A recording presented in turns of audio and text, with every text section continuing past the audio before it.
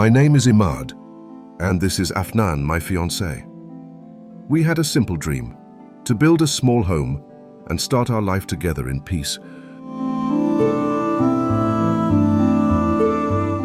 But the war shattered everything. Our home was reduced to rubble. Our future disappeared in seconds.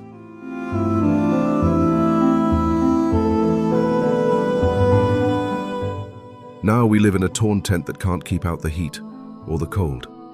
I take care of my sick mother, my elderly father, and my sister, who lost her husband on the very first day of the war. Her children wake up crying from hunger, and I have nothing to offer them. Some days we go to sleep without food. We break one piece of bread into 6. This isn't life. We're not asking for luxury, just a roof, a door, and a little hope.